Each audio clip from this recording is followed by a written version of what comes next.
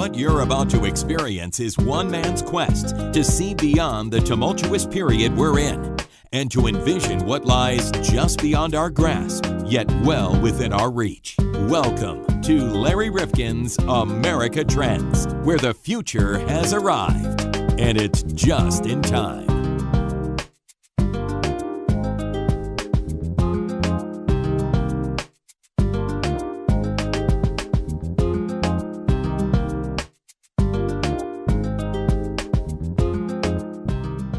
Welcome back to America Trends. Larry Rifkin and John Kropsic. And John, there's not a headline in the news that escapes our purview. I know, you're always scanning the... I'm always scanning. And here, we can take it ripped right out of the headlines. Measles is contagious and spreads through the air whenever an infected person coughs or sneezes. Cases on the uptick in New York, exposing issues of vaccines. And we've all heard about it lately, John. Lots of folks on the internet with all these messages, the anti-vaxxers, they're called. Yeah. And it is really causing some issues in many states. The state from which we come is now debating whether, in fact, there should be the level of religious exemption that now is available in our state, because there are whole communities that don't have their children vaccinated. Yeah, I agree with the vaccinations. I don't like the way they give the vaccinations, especially to young children. They're giving them 18 things in one shot. But, we need to be vaccinated. And, I don't know, when it comes to religion, I don't know how do you deal with that issue? If they don't really believe in it and if their religion says you can't have it, can you really force somebody to in the sense that the problem is that if they're not being vaccinated and your child is on the verge of vaccination and comes into contact, there is this whole community spread issue. And so it's a public health issue. And when does a public health issue supersede the religious exemption? It's just like when somebody talks about Indiana and Mike Pence and these laws about selling a cake to a gay couple. Well, if you're using religion just to discriminate against someone. No, that's not right. Right. I agree with you. But if you really are against it and you're a private business, I think you should be able to choose who you deal with and who you don't. But the way some of these laws are written, that it allows you to use religion as a shield against anything. I know. But John, in this case, and I don't want to get too deeply into the religious aspect of this, let's just talk about vaccination, because now there's so much information crawling around the internet that might get to young parents thinking, gee, I don't know if I should or I shouldn't. And we are determined on this podcast to let you know that we stand in line behind the scientific community. And that's why we are bringing to our audience today Karen Ernst, Executive Director, Voices for Vaccines.org, because we need to get some countervailing information now, on the here's line. my question is we had this problem once before, years and years ago. How did we deal with it back then? We got everybody vaccinated, and of course we almost had it wiped off the map, the measles, at least in the United States. How did they deal with it back in those days? Well, I'm not certain exactly what kind of public information, but don't forget, we didn't have the internet. And the internet spreads some really great information that would not, and a lot of crap out. Exactly. And so a lot of people are very susceptible. Some of these messages, once they see you clicking around, and they know who you are, then they'll start really finding you with this information because you are susceptible. And that's the scary part. Even on a lot of things, you start questioning, your thought on stuff after you read some of this information, whatever it may And folks, be. I want to give you a little advice, at least from an old guy now, that sometimes the loudest voices really have the least to say. So don't always go by the din out there. You've got to go and you've got to search around and look for good information. You got to get legitimate sources. Yeah, and I'm hoping, John, that people have become aware that you and I really do look for quality people to bring on this podcast. And we did almost have this eradicated before, so it's not like the vaccine doesn't work, and I'm sure the vaccines are a lot more a lot better than when we got them. Oh, absolutely. Well, so- look, we eradicated, what is it, smallpox around the world. I mean, we have got to look at this and say, this has been, along with cutting out smoking and so forth, we've had some real public health successes. We don't need to backslide at this point. We really don't. Absolutely. I don't know how you deal with that religious issue. It's just got me, Well, it's that's tough. a tough one. But let's talk about the issue in kind of a more macro, holistic sense. Let's talk about the issue in a more holistic way with Karen Ernst, Executive Director, Voices for Vaccines Today on America Trends. On the line with us on America Trends is Karen Ernst, Executive Director, Voices for Vaccines.org. There are certain people, Karen, who might wonder, why do we even need a group that is for vaccines, since we have seen the beneficial effects of vaccines for so many years, scientifically documented? Why is it that we still need to have advocates? Well, believe it or not, it's because we have seen the beneficial effects of vaccines so much that people have forgotten that vaccines are beneficial. So, for example, I've never had measles or polio or smallpox, and most people I know my age have also never had those diseases, or mumps, or the list goes on, right? So because those vaccines have sort of vanished from people's imaginations and realities, a lot of people are pretty vocally against the vaccines that prevent those diseases. Because of that vocal pushback, we've got the science working for us, but we also need a strong group of parents and other lay advocates who are willing to say, hey, I'd like to not get polio today, so please vaccinate. That's sort of why we exist. Well, Darla Shine recently, her husband is the communications chief for the White House, really stirred things up when she lamented the fact that her children had received the MMR vaccine, which guards against measles, mumps, and rubella.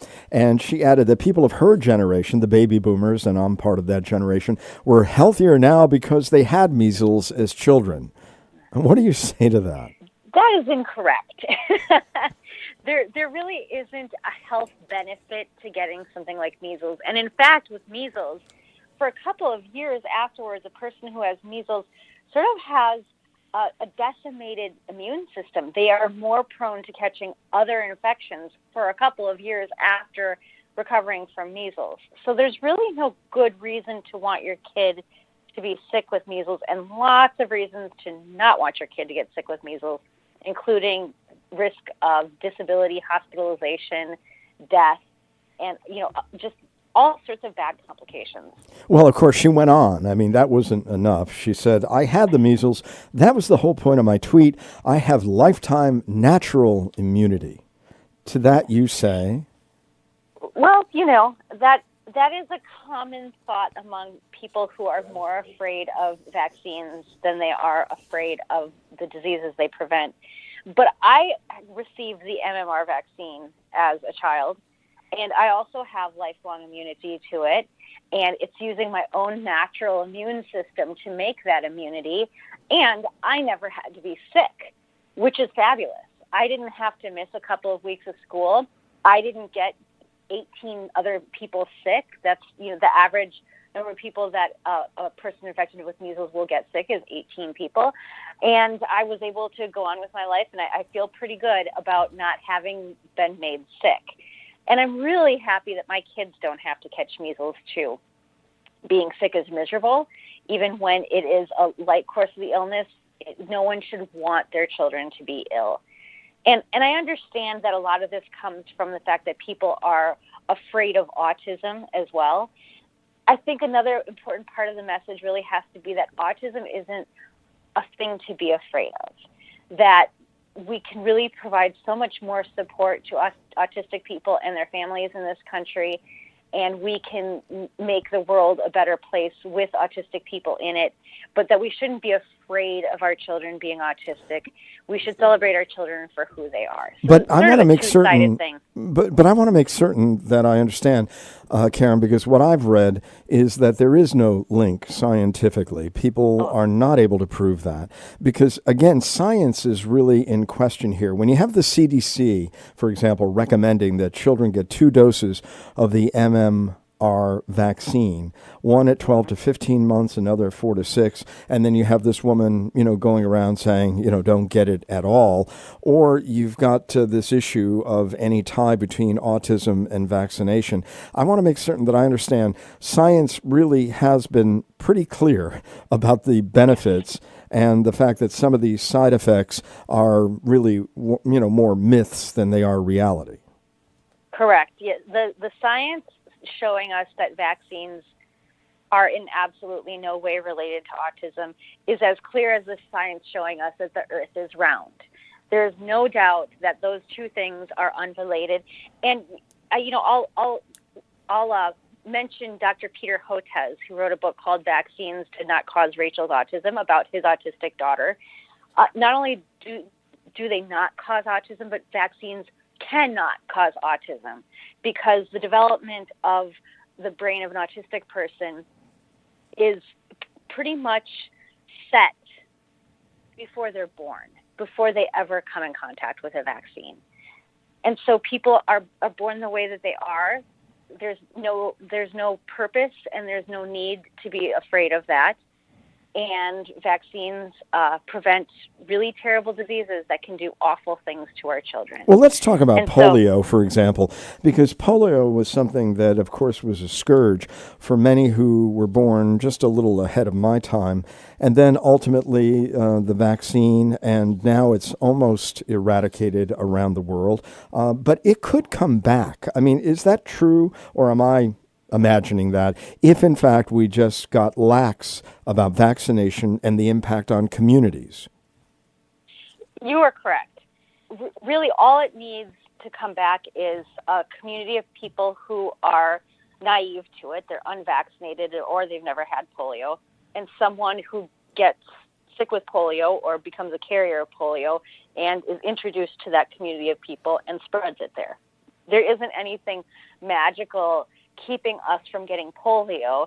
There's only something scientific keeping us from getting polio right now, and that's vaccines. And so it's important, even though it's been decades since we've seen polio in this country, it's really important that children are immunized against polio. It's not gone. It's only a plane ride away. So is it the fact that it's been so successful, vaccinations, that we forgot the era when there were no vaccines to fight off many of these issues? Is that the problem, that it's been too successful? I think that is a huge part of the problem, that people today, when they have children, take for granted that their children will be healthy and will live to a ripe old age of something above the age of 5, right? It used to be, if you look back in your family trees, well before we had access to healthcare, well before vaccines, that entire slates of siblings would die because of a diphtheria infection in the family, or a meningococcal infection in the family, and everyone would just sort of pass on, and that's what would happen to families. I've got a couple of branches in my family tree where all the kids just sort of passed away. So people take for granted that their children are supposed to be born healthy, and I think that they forget to attribute to that health the very hard scientific work that's gone into making those conditions for their children. So I really think it's important that people be clear-eyed about the history of what it used to mean to have a child and how scary that was in a bath of all sorts of infectious diseases around us. And also that they be cognizant of the fact that lots of doctors and researchers and scientists made this world that we've been able to live in that has been free, or relatively free, of diseases that used to terrify our parents and grandparents and great-grandparents. Is it the era that we're in where truth really is elusive? So many people are running after their own truths, that this gives these anti-vaccination advocates a much broader platform to say the things that they're now saying, because they seem to be the loudest voices on the stage. Right. Well, they are very loud. And part of that is because most parents who vaccinate their children. They're happy to do so. They understand the science. They're grateful for that science. And then they go on with their lives. But people who don't vaccinate and don't want other people to vaccinate are very loud, and often it is one of the singular passions of their life. And so they're very vocal about that. They also have sort of this, they're living in an era where expertise has sort of died, that people don't trust experts, that they believe in their own ability to get information, which is much more readily available to us than it used to be, and process that information and make their own decisions without the help of an expert. And because the same sort of forum that made that information readily available to them helps them disperse their own opinions. So we've got the internet that sort of makes everything louder and more available to us than ever before. And is the irony the fact that virtually all the other children around them are vaccinated might be the protection that their child has, even if their child isn't vaccinated? Yeah, and I hope that's all children who are unvaccinated. I hope they live in communities where the rest of the community is protecting them, because we really don't want any kids to get sick. Of course. But the problem is that the more vocal a person becomes about not vaccinating, the more likely they make it that others around them will begin catching their fears and catching their doubts and catching their desire to not want to vaccinate. And so it is a double-edged sword for them as they're fighting for their position and bucking science, that they also might be making a world that's considerably more dangerous for their own children. Karen Ernst is on with us, Executive Director of Voices for Vaccines, and you can find them at voicesforvaccines.org. A lot of information about their mission and why they're motivated, and how they look at science as really the key to unlocking the truth about vaccines. For those who say that we're giving too many vaccines, we're clustering them at too young an age, what do you say to that? That is a really complicated issue. And I understand how people, they look at their little babies and they think, how can my little baby handle all this big thing? It's really important for people to understand that the moment your child's born, they encounter more germs and more immunological challenges than they would in their entire childhoods of getting vaccines. It's really vaccines are really very small and pure and made so that they're just enough to make your body produce an immune response to a disease so that they don't have to get sick from that disease. It's also really important for people to understand that we're able to prevent a lot of diseases than we were in my childhood and in your childhood, and certainly in our parents' and grandparents' childhoods. You know, I lived through a meningococcal meningitis outbreak, and there were kids in my community who died from that outbreak. I lived in a time where I actually knew a child who died from chicken pox. And, you know, we grew up in a time when kids got all sorts of illnesses that were made disabled or died from those diseases or had to be hospitalized. Those things existed around us. And we were small, so maybe we didn't notice it that much, but it did happen. And now we're able to protect kids from some of those really frightening, awful diseases. And so it might seem like a big challenge to our children to receive all these vaccines, but it would be a heck of a lot more challenging for them to be exposed to those diseases in their childhoods. And so we really want to make sure they're protected as early as possible against as many diseases as possible, and not only for themselves, but for their community around them, with all sorts of children who would not at all be able to handle any of those diseases. I recall And about so, 10 years ago, there was a book that came out, and it had a powerful impact. And I remember on New York radio, there was a lot of attention given to it, and it was about thimerosal, that organic mercury-containing compound added to some vaccines as a preservative. What do you say about that? Because that still lingers in some people's minds. well, I'm not personally afraid at all of thimerosal. When I'm given the option of would you like a flu shot with thimerosal or without, I take the flu shot with thimerosal because I know that some people are afraid of it. And so I want to leave extras so that everyone can get their flu shot. But there's really no reason to be afraid of that itty-bitty tiny amount of thimerosal in about half of our flu vaccines. And that's really the only place that you will encounter thimerosal in a vaccine. Otherwise, childhood vaccines don't have thimerosal in them at all. So there's a trade-off there. That means that all vaccines come in single-dose vials, and that makes them a little bit more expensive. So that's our trade-off.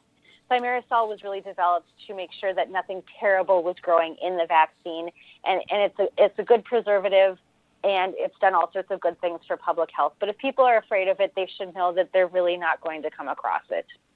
And to those who get concerned when they realize that certain viruses are part of the makeup of these vaccines and say, why would I want to put that in my child's body since I'm trying to avoid them getting this? And I know that they have been constantly adjusting for these concerns and the like. So you give a virus that might be partially alive and then you change that to a dead form of the virus. Explain to us the evolution of some of these vaccinations. Right. People should know that the wonderful thing about science is that it's always progressing.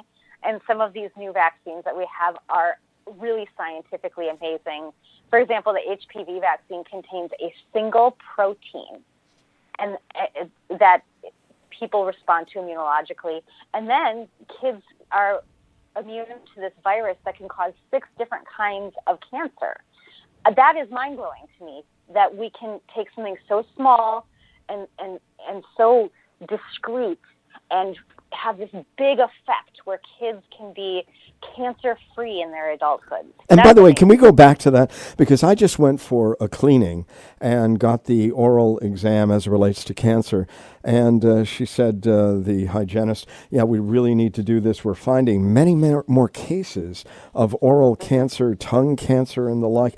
And it all goes back to this HPV. Is that correct? And at what age can people take the vaccination for this?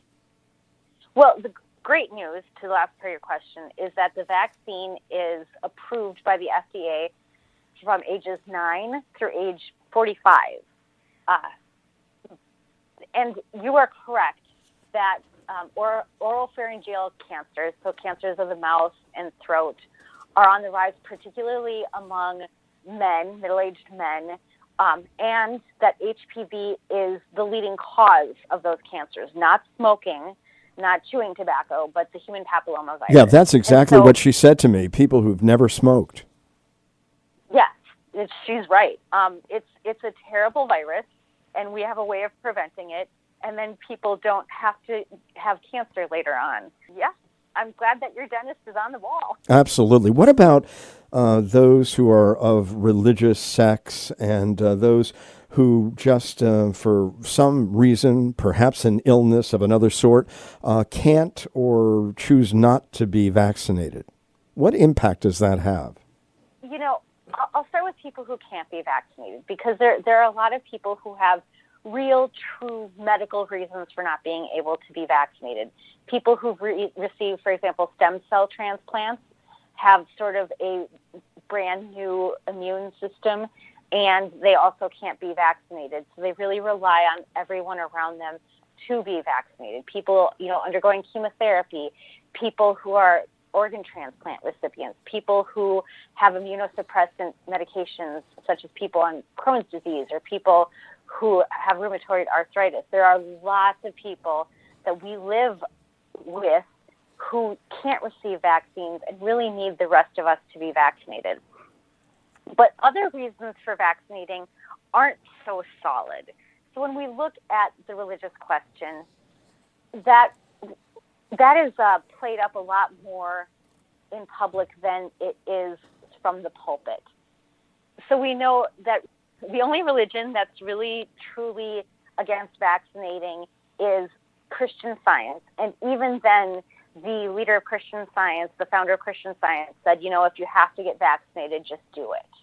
So there aren't religious groups that say they're against vaccinating. The Vatican has told people, go ahead and vaccinate.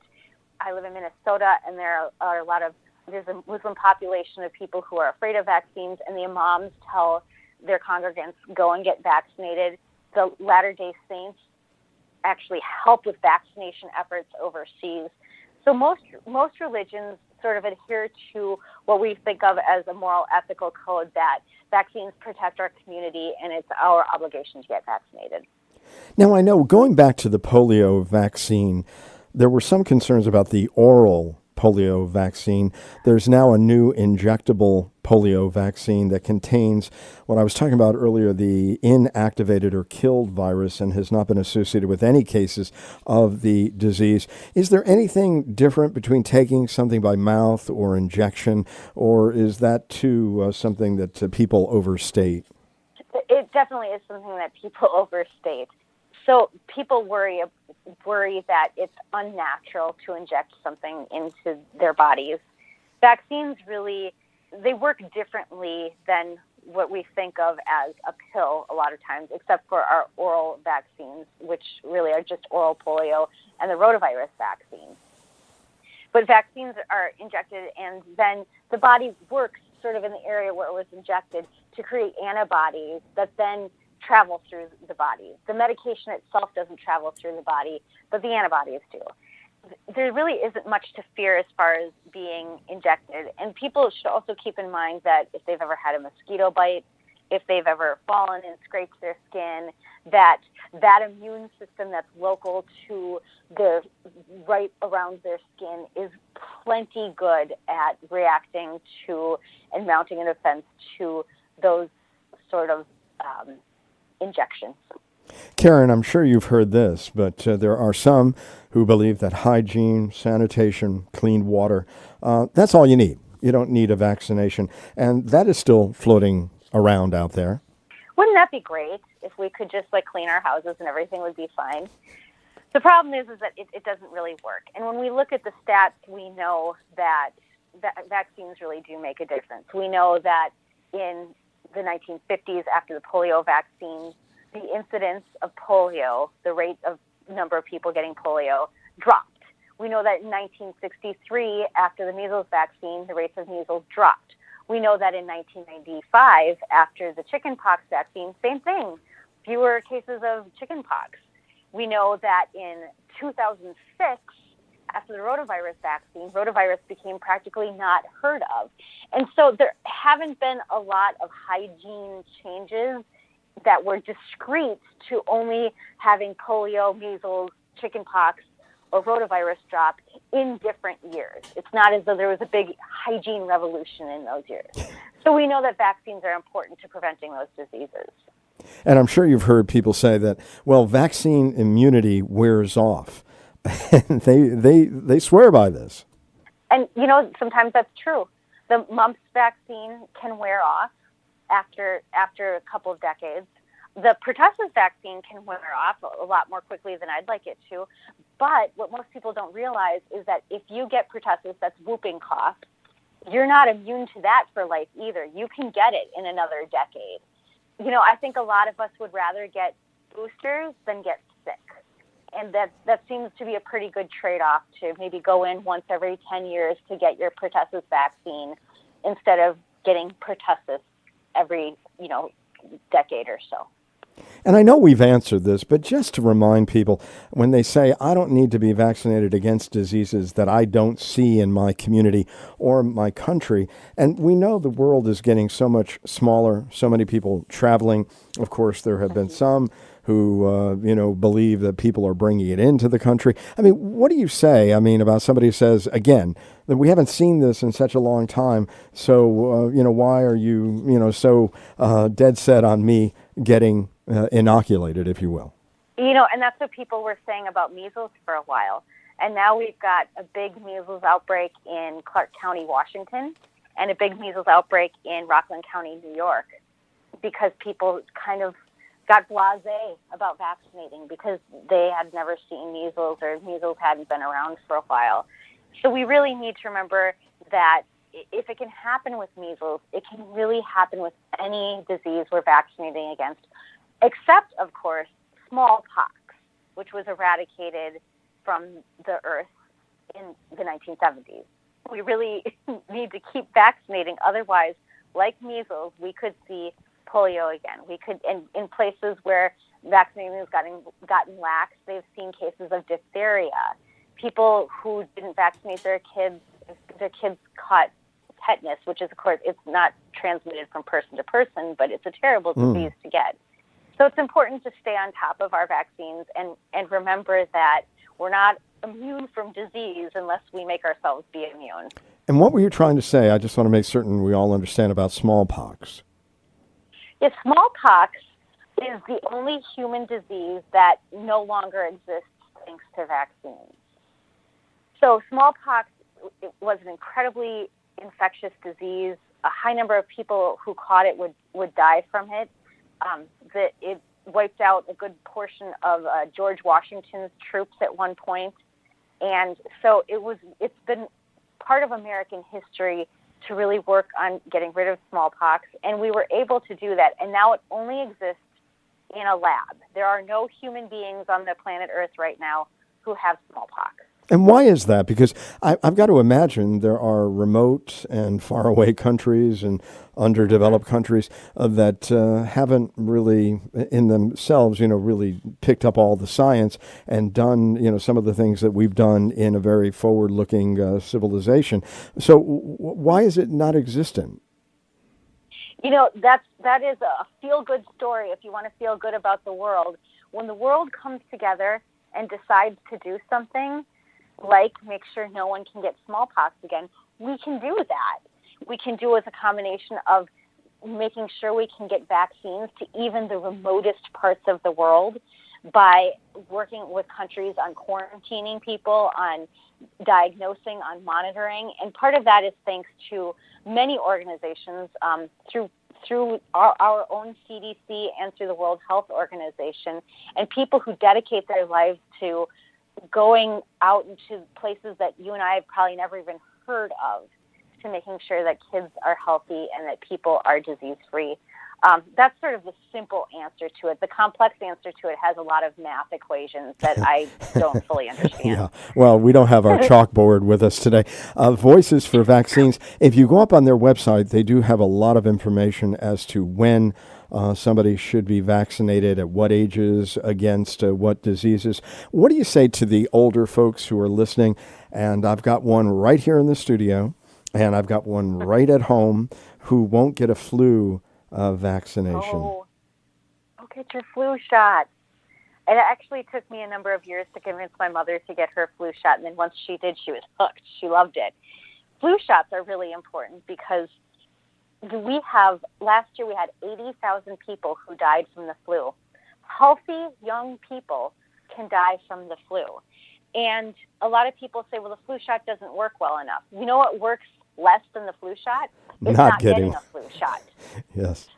No, I've said that, so I'm glad that you reinforced that. What about the HIV virus? I was just watching a documentary of Larry Bird and Magic Johnson that I hadn't seen. I know it's been out for a while, but about their relationship. And then, of course, when Magic, way back in the 1980s, indicated that he had HIV, and at that time it was a death sentence, and people didn't want to be on the court with him, this, that, and the other. And today, as much as AIDS is still with us, I mean, it seems like something that is more chronic and can be dealt with. Explain what kind of success story that's been.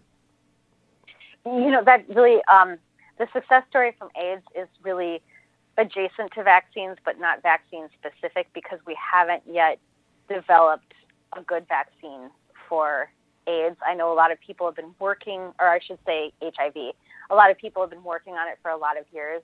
But I do know that public health has been hard at work, especially getting people screened for HIV. That's really crucial for helping people get on the right medications and for helping their partners get on the right medications to prevent the spread to them of HIV.